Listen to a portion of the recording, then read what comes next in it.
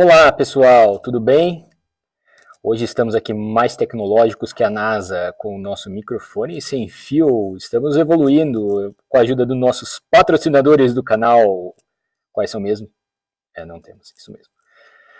Fui eu mesmo que comprei pessoas. Vamos lá, mais um Falando Asneira com seu amigo Clint, o burro, trazendo mais sabedoria e curiosidade para vocês. Hoje vamos falar sobre a Europa. Mas por que a Europa, Clint? Porque ontem, dia 9 de maio, além do dia da vitória, também tivemos o dia da Europa. No dia 9 de maio de 1950, Robert Schuman, o então ministro de Negócios Estrangeiros da França, apresentou em Paris as propostas bases, para a fundação do que hoje é a União Europeia, conhecida como Declaração Schuman, baseada na ideia original de seu assistente Jean Monnet, que destacava os valores de paz, solidariedade, desenvolvimento econômico e social, regionais, e eles visavam a criação de uma instituição europeia supranacional, incluindo a formação desse bloco, mas primeiramente eles queriam só gerir matérias-primas que constituiriam a base, do poderio militar. E quais eram elas? Não eram bitcoins nem ações da Tesla, claro que não. Na verdade, eram o carvão e o aço, uma matriz energética e uma matéria-prima para você construir as coisas, Então, no começo, eles só queriam organizar o comércio, entre os países, de carvão e aço, e produção, Bom, para vocês entenderem o contexto, de 1950, a Europa estava devastada novamente, pelo pós-guerra, E existiam duas potências militares e econômicas totalmente antagônicas, Tipo Corinthians e Palmeiras, Flamengo e Vasco, De um lado, os Estados Unidos capitalistas, de outro lado, a União das Repúblicas Socialistas Soviéticas, socialistas, obviamente, A ideia de Robert Schuman era propor que a França e a Alemanha, duas nações, que travaram uma longa e sangrenta, batalha na Segunda Guerra, e ao longo da história, juntasse sua produção de carvão e aço além do comércio, acelerando a modernização desses dois países depois da devastação econômica que eles sofreram, pós-guerra, e evitar uma potencial corrida de concorrência desleal, entre outros países, que não foram tão afetados pela guerra. Bom, somando a isso, tínhamos a vontade dos Estados Unidos de terem mais um aliado contra a União Soviética, Eles, inclusive, utilizaram o Plano Marshall, um programa de ajuda econômica que os Estados Unidos financiou a reconstrução da Europa Ocidental pós-guerra, O objetivo era meramente econômico, totalizando um aporte de 18 bilhões de dólares aos países europeus, que ficassem amiguinhos dos Estados Unidos, para a reconstrução de edificações industriais, importação de alimentos, mercadorias, financiamento da agricultura, Estava tudo destruído na Europa, embaixo de escombros, Então não tinha onde eles produzir nem plantar. O Plano Marshall vigorou entre 1947 e 1951, sendo o principal motivo pelo qual a Europa conseguiu se reerguer tão rápido pós-guerra, Os principais beneficiados, amigos dos Estados Unidos, foram Inglaterra, França e Itália, E obviamente o tio Sam, Afinal eles emprestavam e eles mesmos vendiam, Tudo que ia voltava para eles. O outro plano do objetivo Marshall, talvez o real, era realizar uma propaganda maciça contra a União Soviética e estabilizar a situação política e social na Alemanha e conter o avanço comunista, nos partidos da França e Itália. Portanto, a ideia de Schuman era uma boa ideia, de um bloco europeu único na busca pela paz e desenvolvimento do continente. Foi tão bem sucedido que a Alemanha Ocidental, através de seu chanceler Konrad Adenauer, disse sim imediatamente à proposta do francês. Na verdade, ele era luxemburguês, mas era ministro da França. Tudo isso com o apoio do tio Sam, conforme já dito. O tio Sam conseguiu algo primordioso, fazer dois povos historicamente inimigos, Teve várias guerras franco-prussianas, depois da Primeira Guerra, eles estavam em lados opostos, Segunda Guerra em lados opostos também, sentarem-se na mesma mesa como amigos, Logicamente, não existe almoço grátis, pessoas. Os Estados Unidos bonzinhos garantiram sua influência na Europa. Os europeus, por um lado, olhavam para um lado, o lado leste e viam a União Soviética, né, tudo grátis, né, dado pelo Estado. Do outro lado, o capitalismo selvagem dos americanos, que eles tinham que pagar por tudo. Então, eles criaram essa tal social-democracia, onde o governo provê alguns serviços, mas a ordem econômica é capitalista, com livre mercado, os meios de produção e propriedade permanecem com a iniciativa privada, né? Não pertence ao Estado, igual pertenciam na União Soviética. Somando ao fato de estarem todos morrendo de medo do papai Stalin e seu exército vermelho, que em 1950 já contava com bomba nuclear, construída no projeto Primeiro Relâmpago, em agosto de 1949. Não passava nem sinal de Wi-Fi nos europeus, né? Bom, o fato é que depois de um ano, né, da apresentação do Plano Schuman, em 1951, os representantes de França, Alemanha, Itália, Bélgica, Países Baixos, entendeu-se, Holanda e Luxemburgo, assinaram o Tratado de Paris e estabeleceram a SECA, Comunidade Europeia de Carvão e do Aço, uma organização pioneira baseada no princípio do supranacionalismo. Para o comedor de capim aqui entender o que é supranacionalismo, significa o nacional acima do nacional, supranacional. Ou seja, os interesses coletivos da comunidade estavam acima dos interesses nacionais, seja através de leis ou atos administrativos. Tudo isso, obviamente, um país concordou com o outro, né? Nenhum impôs ao outro. Né? Entre os benefícios econômicos que a SECA, Comunidade Europeia de Carvão e do Aço, proporcionava a seus membros, era o mercado livre de impostos e controles aduaneiros para o carvão e do aço. A SECA foi evoluindo progressivamente, primeiro para a Comunidade Econômica Europeia e mais tarde para a União Europeia, englobando outros produtos e outras áreas além da economia, né? Até a esfera legislativa. E hoje nós temos a União Europeia com suas 4 instituições, que podemos falar que são seus pilares, né, supranacionais. A Comissão Europeia, o Parlamento Europeu, o Conselho Europeu e o Tribunal de Justiça da União Europeia. Por considerar que nesse dia 9 de maio de 1950 a Declaração Schuman foi a proposta que lançou as bases fundadoras do que é hoje a União Europeia, o Conselho Europeu de Milão, no ano, né, de 1985, decidiu consagrar como sendo o Dia da Europa, no dia 9 de maio. Após essa data, os países membros começaram a adotar também, né, depois de 1985, a bandeira azul da União Europeia, aquela com 12 estrelinhas, né, que vocês devem conhecer. Fazendo a ressalva, pessoas, que estamos falando da Europa, né, num âmbito comercial, de um acordo, né, e na esfera legislativa, né.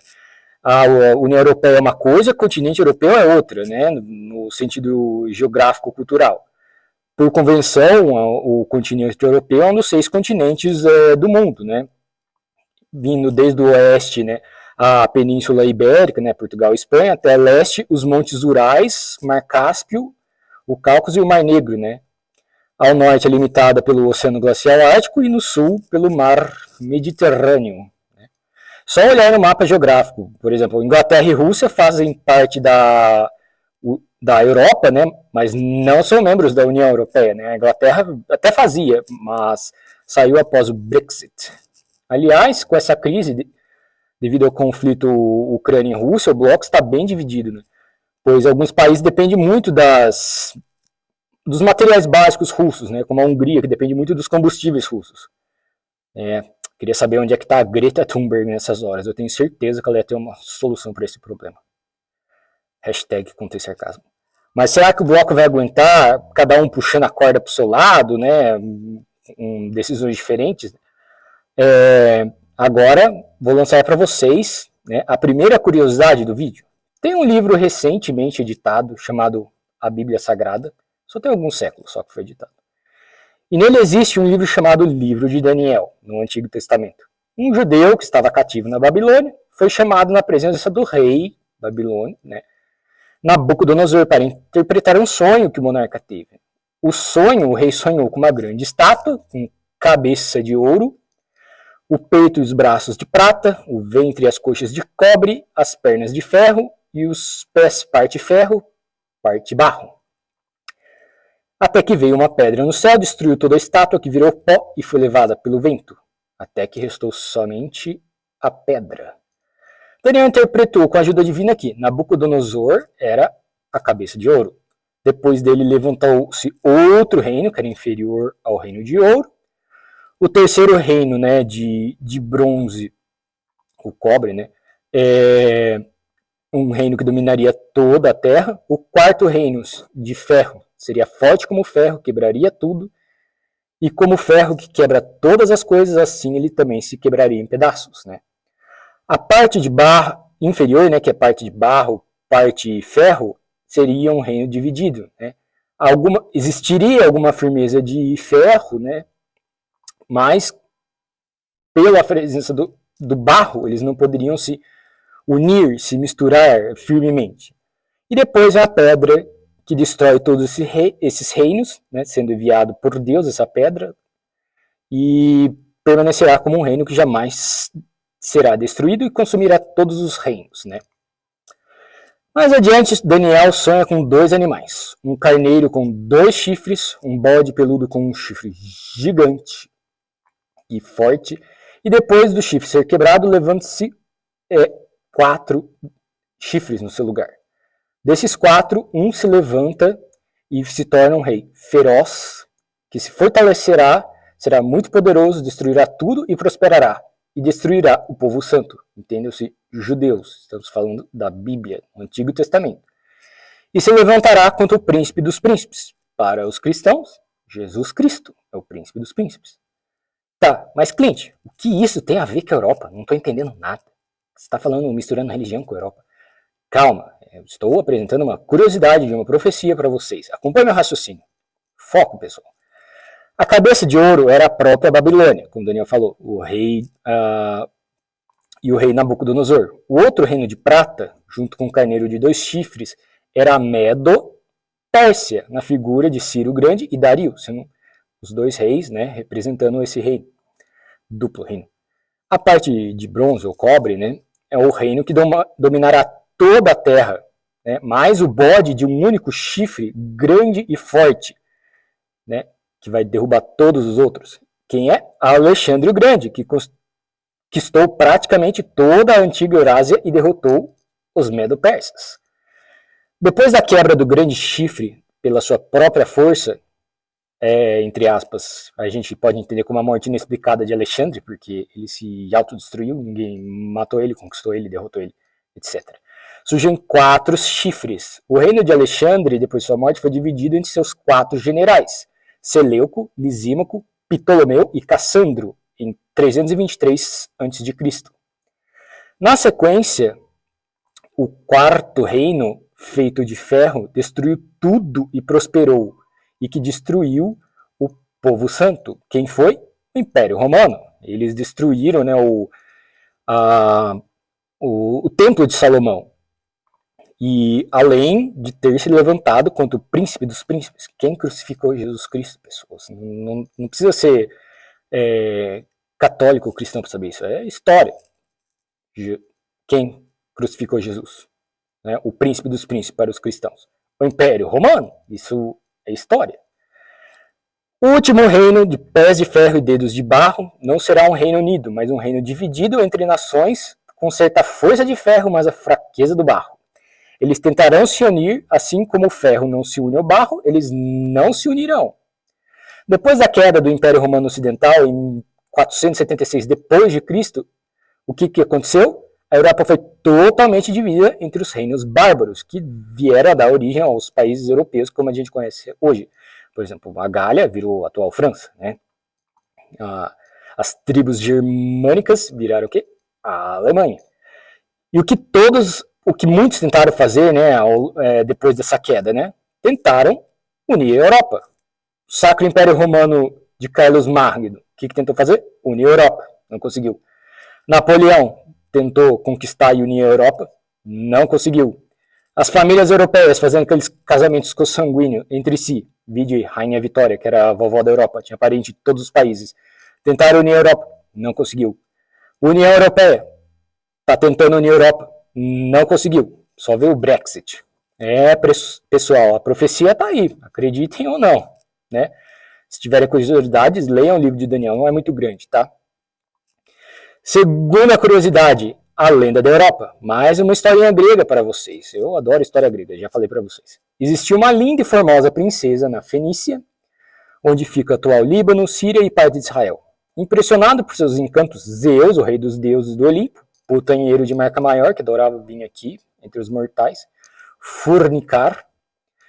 Atraído pela beleza da princesa e com medo de sua esposa Hera, que era a deusa dos ciúmes, assumiu a forma de um belo touro branco e se misturou no meio do gado do rei, que era o pai da princesa. A princesa colhia flores, né? Enquanto se encantou pelo touro, decidiu montar nele.